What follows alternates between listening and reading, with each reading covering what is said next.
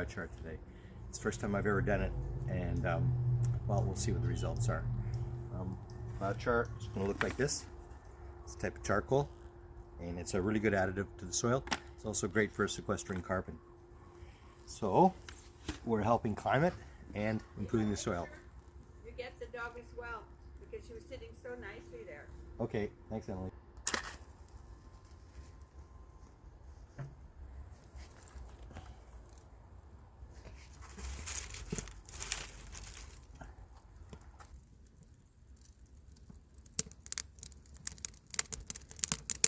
And that's catching nicely. It will smoke at first, but once the fire gets really well established, then there should be almost no smoke at all. Now, very, very little smoke compared to at first it was smoking a lot.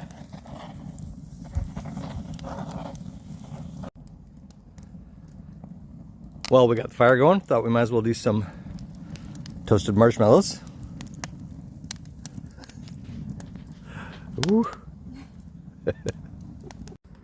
So I'm going to be adding now bones, which are cooked. These are from a chicken roast that we had a while ago. And then also eggshells. And then also some doggy bones that the doggy's already eaten everything out of, because this can all pyrolyze as well. So just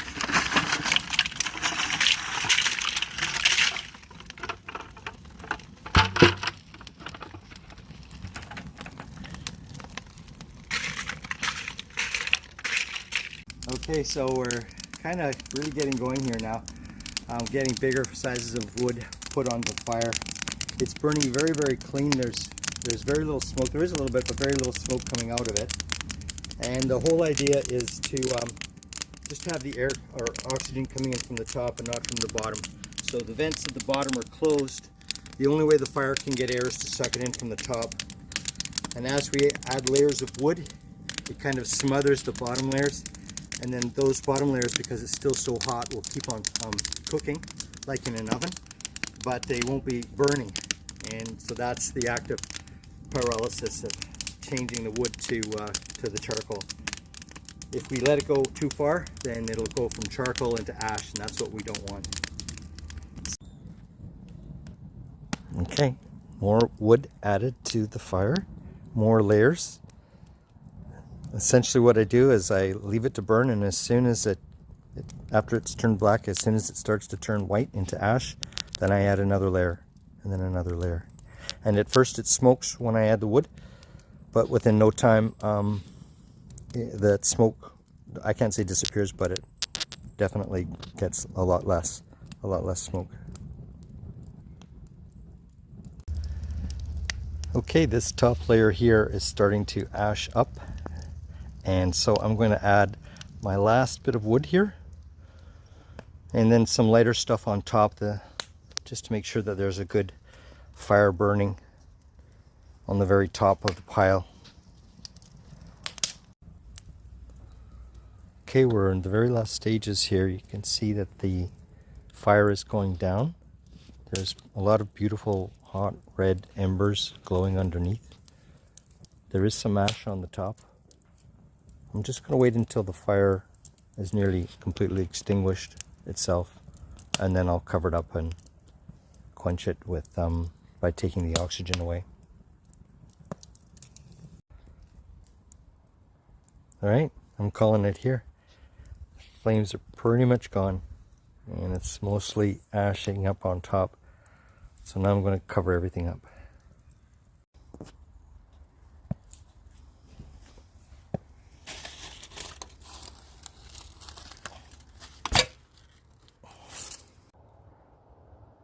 Okay, it's the next day, and I'm really excited to see what the results of my biochar experiment has been. So I haven't opened this up since the fire went out,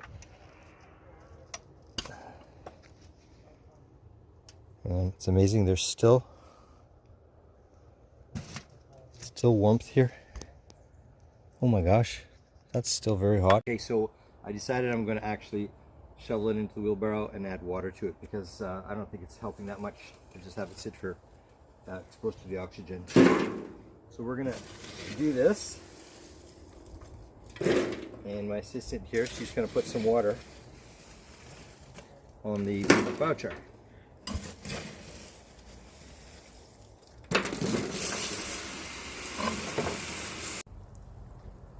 Alright, all the biochars come out of the barbecue kiln now, and it's gone into the wheelbarrow where it's been soaked with water.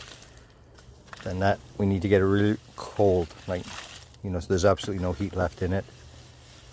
What I'm going to do with this is drain it off. The water is actually quite pure. You can use it for putting in the garden. And then I'll pound it up, and then I'm going to put it into my compost bins. And my idea is to put it in this paper bag, which is you know, a yard grass clipping bag, and then just pound it up with this, and we're stepping on it, and you know, see what I get. Now I'm not really after a super fine product because it's all going to go in the compost, and then after that it'll go into the garden.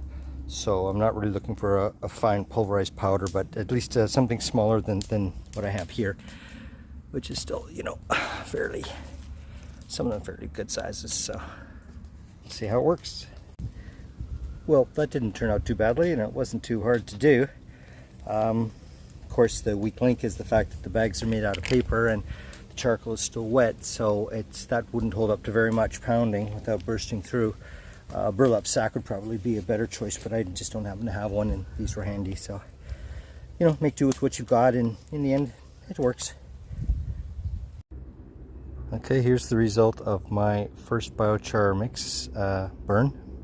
I got 3 5-gallon pails. Each one's about half full after I kind of pounded it up. So that rough and ready math would be maybe about 30 liters of biochar. So out of one of these.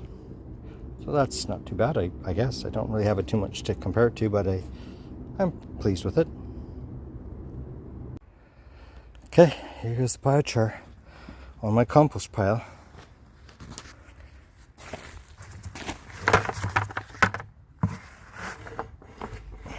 I will rake it all out, dig it around, mix it up.